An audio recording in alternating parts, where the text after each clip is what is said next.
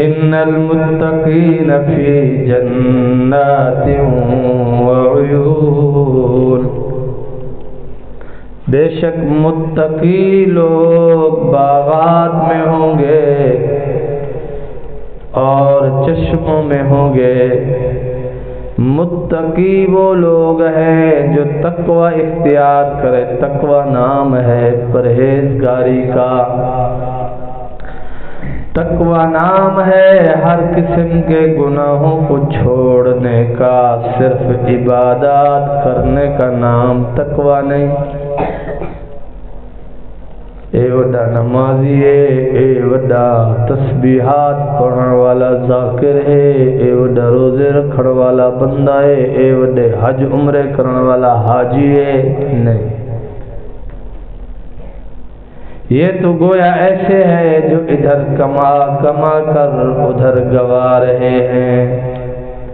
اگر گناہ نہیں چھوڑتا، بدکاریاں نہیں چھوڑتا، اللہ کی نافرمانی نہیں چھوڑتا، تو ایسے شخص کی عبادات اس کے لیے نافع نہیں ہے۔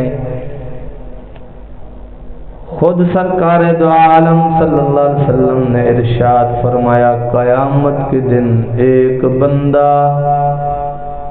ایسا اللہ کے میزان پر آئے گا، اس کی نیکیاں ایسے ہوں گی جیسے زمین پر بھاری بھاری پہاڑ ہیں،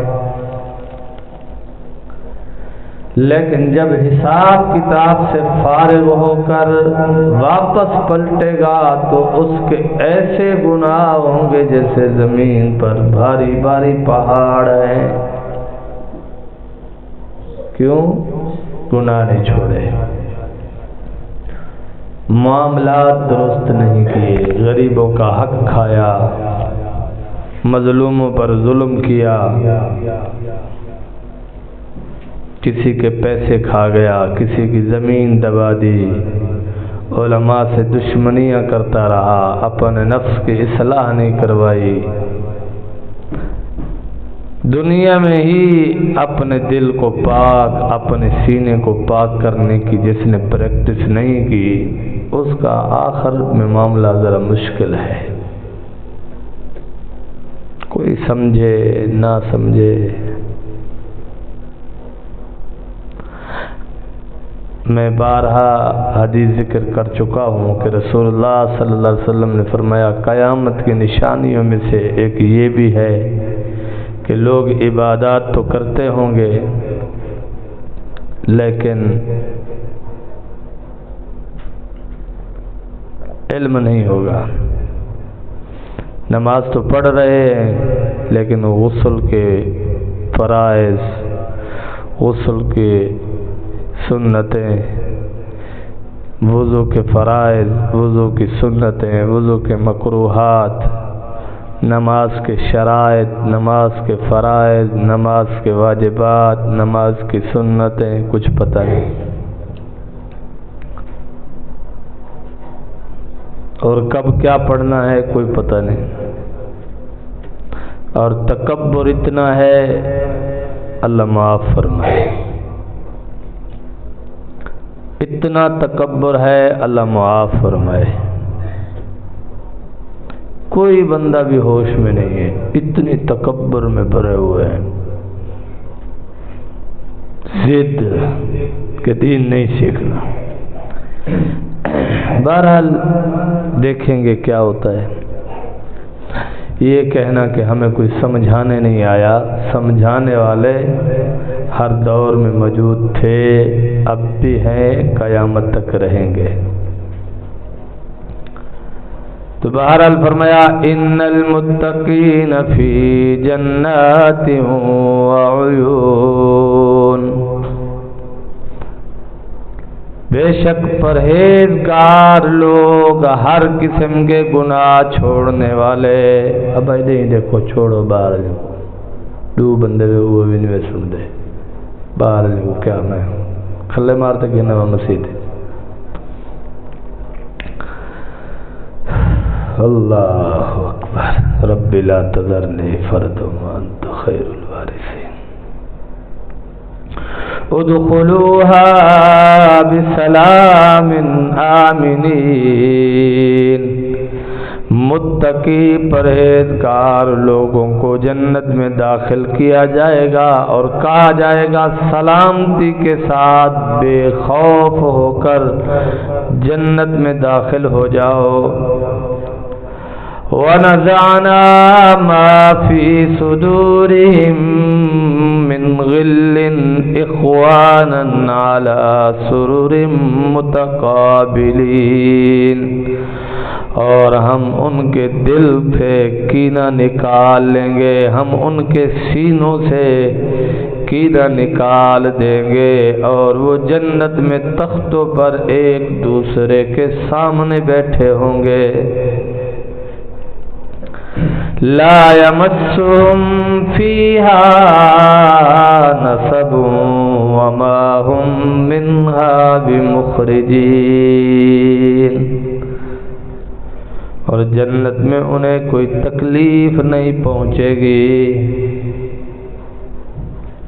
کوئی بیماری نہیں پہنچے گی، ہمیشہ جوانی ہوگی، بڑھاپا نہیں آئے گا، کوئی ناخوشگوار واقعہ پیش نہیں آئے گا، کوئی ناخوشگوار خبر نہیں ملے گی۔ وما هم منها بمخرجین، اور وہ اس جنت سے کبھی بھی نہیں نکالے جائیں گے، ہمیشہ ہمیشہ رہیں گے، ہمیشہ ہمیشہ کی نعمتیں ہوں گی، ہمیشہ ہمیشہ کے مزے ہوں گے۔ تو یہ مزے لینے کے لیے اللہ نے شرط قرار دیا، مدعا قرار دیا، بنیاد قرار دیا، ان المتقین۔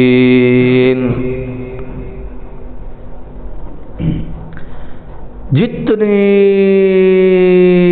عبادات پہ زور لگانا ہے لگا لو، بغیر تقوی کے اگر عبادات ہیں تو پھر یہ عبادات ضائع ہو جائیں گی۔ بغض، کینہ، حسد، علماء کو گالیاں، دین والوں کو حقیر سمجھنا، دینی مجالس سے نفرت کرنا، مدارس سے نفرت کرنا، اور صرف نماز پڑھتا ہے، قرآن پڑھتا ہے، ذکر کرتا ہے اپنی مرضی پر، کسی اللہ والے سے کوئی اس کو سروکار نہیں ہے، یہ ایسے چھڑا ہے، چھڑا عبادت گزار۔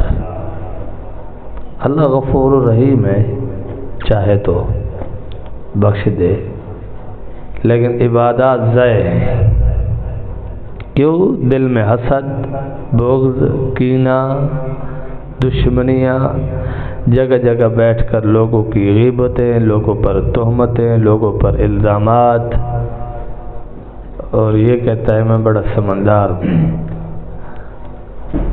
تو یہ میزان پر آئے گا تو گویا زمین پر جتنے پہاڑ ہیں اور وزنی ہیں، اتنے وزن کے اعتبار سے اس کے پاس نیکیاں ہوں گی، لیکن جب حساب کتاب دینا شروع کرے گا، کسی کو گالیاں دی ہوگی، کسی سے بغض رکھا ہوگا، کسی سے حسد کیا ہوگا، کسی کی غیبت کی ہوگی، کسی کے خلاف چغلی ماری ہوگی، اور کسی پر بہتان لگایا ہوگا، علماء کی گستاخیاں کی ہوگی، بزرگوں کی گستاخیاں کی ہوگی، تو یہ سارے اس کی نیکیاں ان کے کھاتے میں چلی جائیں گی۔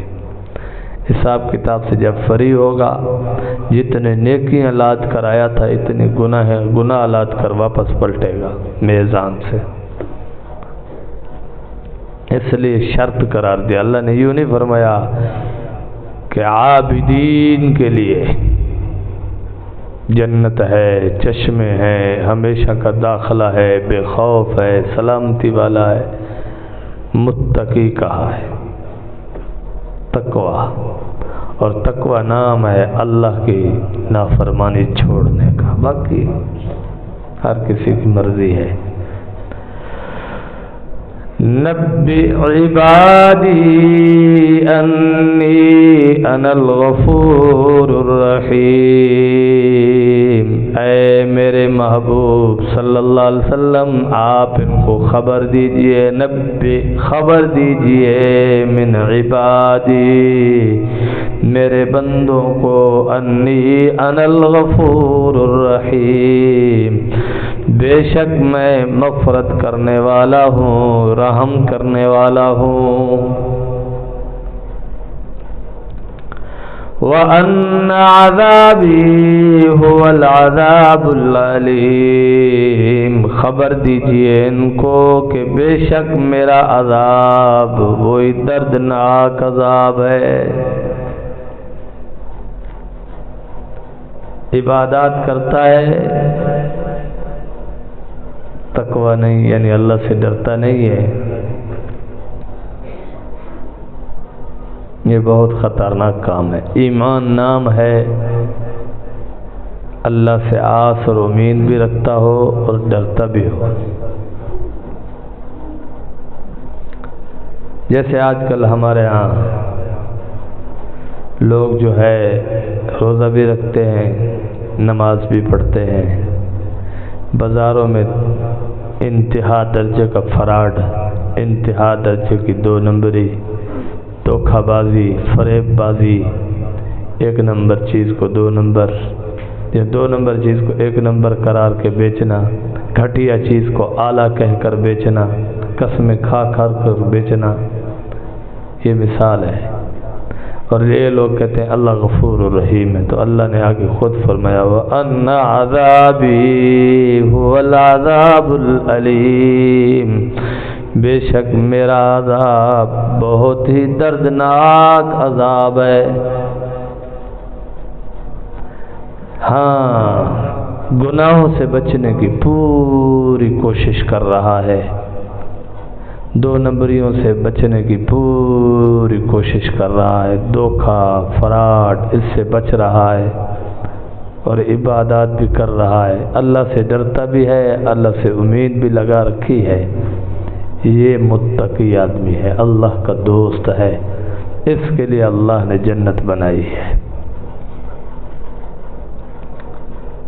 مفسرین نے لکھا ہے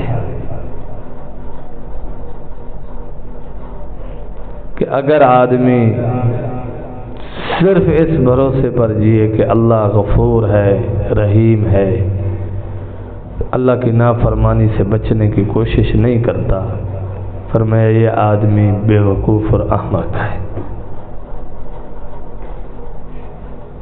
اور فرمایا اگر آدمی اللہ کی صفت غفور، غفار، رحیم، کریم، رحمان، جتنی بھی عافیت والی، توجہ والی، سلامتی والی اللہ کی صفات ہیں،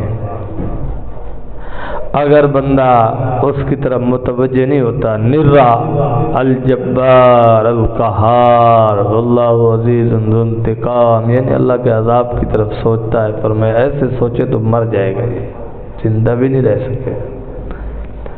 اب دوسری کیٹیگری کے تو لوگ ہیں ہی نہیں دنیا میں، خیر، لیکن پہلی کیٹیگری میں لوگ خوب جا رہے ہیں، گناہ کر رہے ہیں، کہتے ہیں اللہ غفور الرحیم، فلم دیکھ رہے ہیں، زنا کر رہے ہیں، سود کھا رہے ہیں، حرام کھا رہے ہیں، 2 نمبری کر رہے ہیں، فراڈ کر رہے ہیں، دھوکہ کر رہے ہیں، ہر طرح کی برائی کر رہے ہیں، کہتے ہیں اللہ غفور الرحیم۔ تو اللہ نے فرمایا میرا عذاب بہت دردناک عذاب ہے، میرے رحیم اور غفور اور غفار ہونے اس پر بھروسہ کر کے گناہ نہ کرنا۔ اللہ اکبر۔ وَنَبِّئْهُمْ عَنْ ضَيْفِ إِبْرَاهِيمَ، آپ ان کو جناب ابراہیم علیہ السلام کے مہمانوں کی خبر سناؤ۔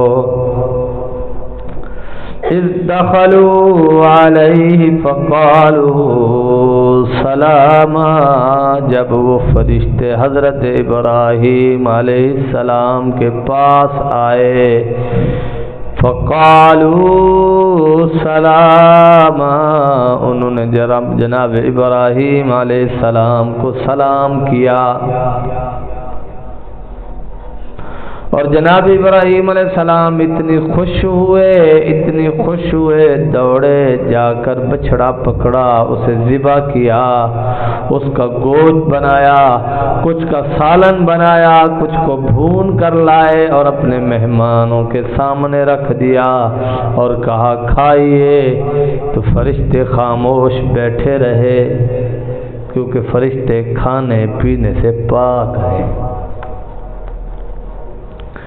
قال انا منکم وجلون، جناب ابراہیم علیہ السلام نے فرمایا مجھے آپ سے ڈر لگ رہا ہے۔ کیوں؟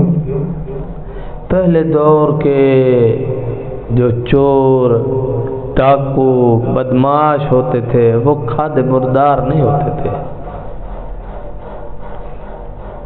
جو دشمن ہوتے تھے وہ کھاد مردار نہیں ہوتے تھے۔ چوروں نے اگر کسی گھر میں چوری کرنی ہوتی تھی تو اس گھر کا پانی، اس گھر کا کھانا نہیں کھاتے تھے۔ ڈاکوؤں نے جس آدمی پر ڈاکہ مارنا ہوتا تھا اس کے گھر سے پانی، روٹی کچھ نہیں کھاتے تھے۔ اگر آدمی کسی کے ساتھ کوئی دشمنی رکھتا تھا تو وہ اس کے گھر سے روٹی نہیں کھاتا تھا، پانی نہیں پیتا تھا۔ لیکن اب ایسے کھادے مردار لوگ ہیں، جس گھر سے کھائیں گے اس سے بھونکیں گے۔ یہی جگہ تھی، 4 بندے یہاں آئے، مولویوں کا روب تھا، میں نے 3-4 قسم کا کھانا ان کے سامنے رکھا، اعلیٰ کھجور رکھی، چائے بنا کر پلائی۔ انہوں نے مجھے اتنی گالیاں دی، اتنی بدتمیزی کی، اتنی بد زبانی کی، اللہ ان کے شر سے ہر مسلمان کی حفاظت فرمائے۔ اور میں نے آخر میں صرف اتنا ان کو کہا، میں نے کہا کتا دیکھا ہے آپ نے؟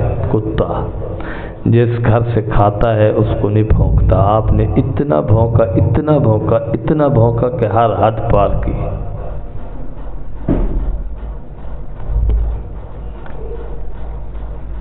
اب یہ اخلاق ہے لوگوں کے، جس گھر سے کھاتے ہیں اسی گھر سے خیانت کرتے ہیں، اسی گھر سے چوری کرتے ہیں، اسی آدمی پر حملہ کرتے ہیں، اسی آدمی سے دشمنی رکھتے ہیں۔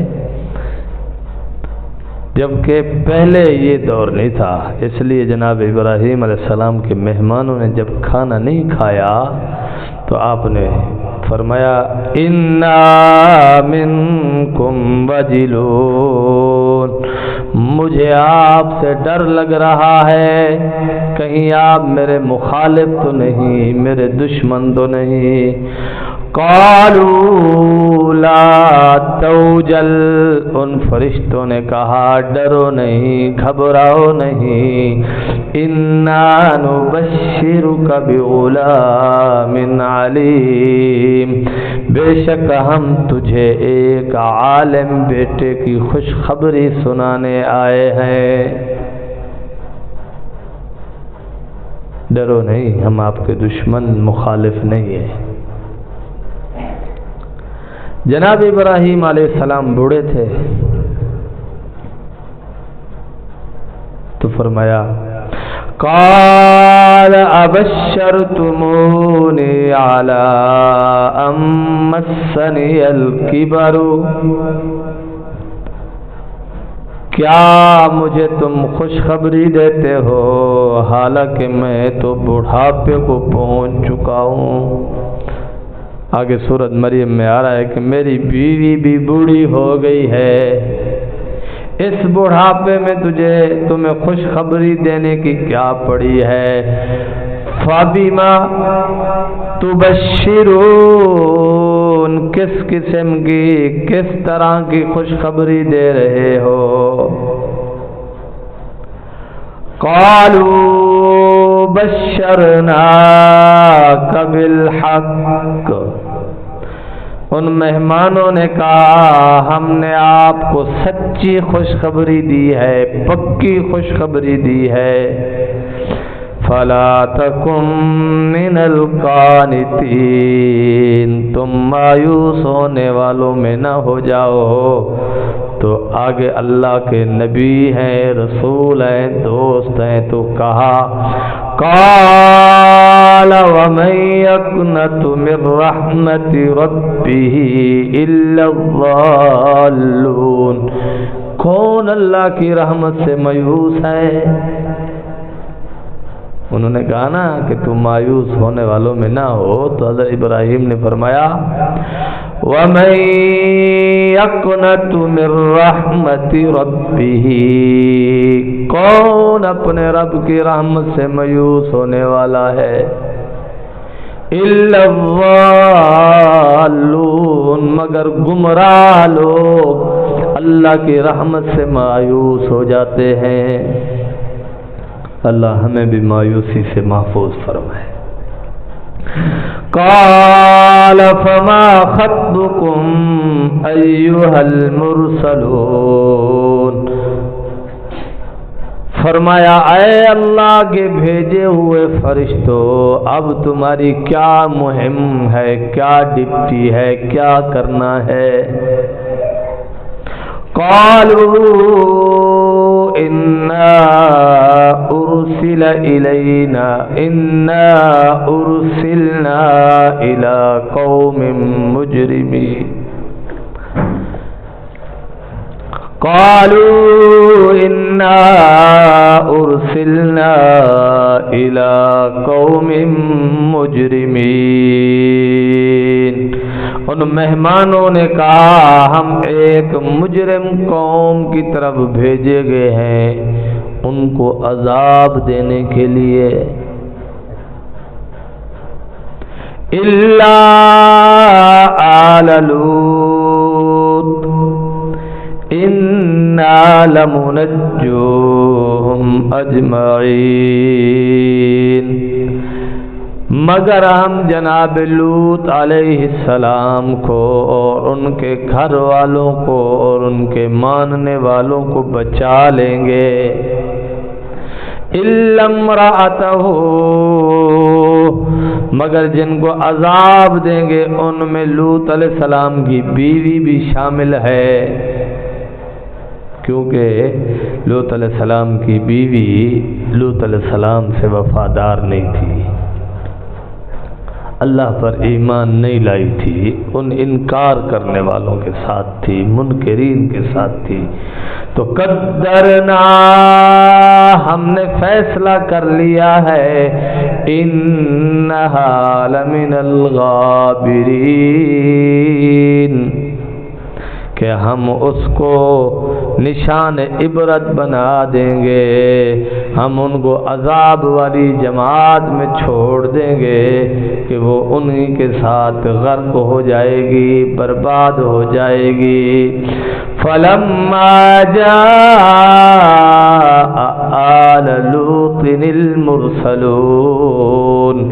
اللہ کے وہ فرشتے حضرت ابراہیم علیہ السلام کی مجلس سے اٹھ کر حضرت لوط علیہ السلام کے گھر میں آ گئے، اور ایسے آئے جیسے 12-13 سال کے لڑکے ہوں، بہت خوبصورت ہوں، ایسے خوبصورت بن کر آئے۔ جب قوم کو پتہ چلا کہ جناب لوط علیہ السلام کے گھر میں خوبصورت لڑکے داخل ہوئے ہیں تو وہ قوم دوڑے چلی آئی۔ لڑکا لڑکے سے بدکاری کرتا تھا، لڑکا لڑکے سے بدکاری کرتا تھا، منہ کالا کرتا تھا، اس کو لواطت کہتے ہیں۔ علامہ ابن جوزی رحمۃ اللہ علیہ نے اپنی کتاب ذم الہوا میں لکھا ہے، جو آدمی لواطت کرتا ہے دائرہ اسلام سے خارج ہو جاتا ہے، یہاں تک کہ امت مسلمہ میں سے اس کا نام کاٹ دیا جاتا ہے۔ اگر یہ بدبخت توبہ کیے بغیر مر گیا، کل قیامت کے دن اللہ کریم میزان پر پہنچنے سے پہلے اسے جہنم میں پھینک دیں گے۔ یہ علامہ ابن جوزی رحمۃ اللہ علیہ نے اپنی کتاب ذم الہوا میں لکھا ہے۔ تو یہ بہت خطرناک بیماری ہے۔ قوم آئی تو جناب لوط علیہ السلام ڈر گئے، بلکہ سورۃ ہود میں گزرا ہے اور اعراف میں گزرا ہے کہ انہوں نے لوط علیہ السلام کا دروازہ توڑ دیا. قال انکم قوم منکرون.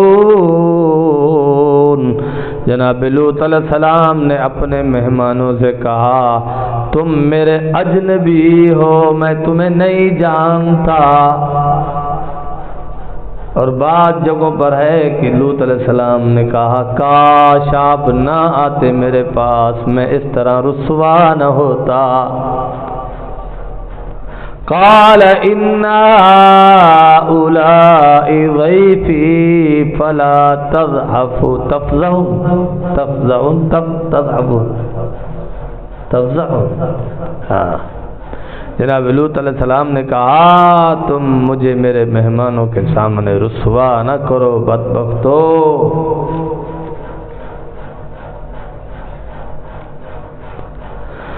اللہ. تو جناب لوط علیہ السلام نے ان مہمانوں سے کہا تم میرے اجنبی ہو، میں تمہیں نہیں جانتا، کاش تم یہاں نہ آتے.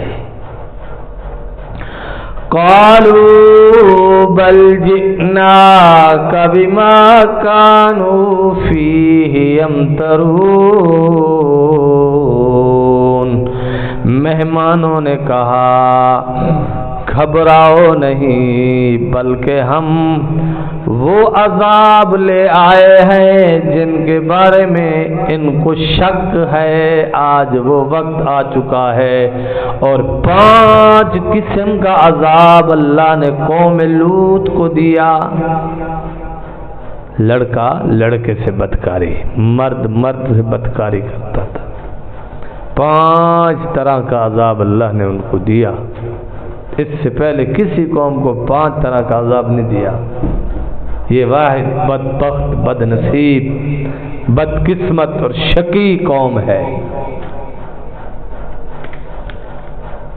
اور رسول اللہ صلی اللہ علیہ وسلم کے آنسو بہانے کی وجہ سے آج ان پر عذاب نہیں آ رہا. اجتماعی طور پر، انفرادی طور پر ان کی زندگی کتے سے بھی بدتر ہے.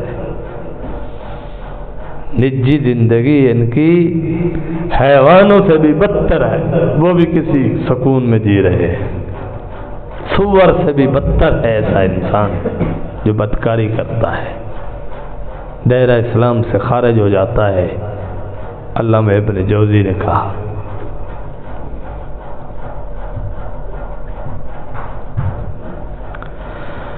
تو بہرحال انہوں نے کہا قالوا بل جئناك بما كانوا فيه يمترون. انہوں نے کہا بلکہ ہم آپ کے پاس آئے ہیں اس چیز کے ساتھ، یعنی اس عذاب کے ساتھ جن کا تو نے ان سے وعدہ کیا اور ان کو اس عذاب کے بارے میں شک پڑ گیا ہے. وَأَتَيْنَاكَ بِالْحَقِّ، ہم حق کے ساتھ آئے ہیں. وَإِنَّا لَصَادِقُونَ، اور ہم سچے ہیں.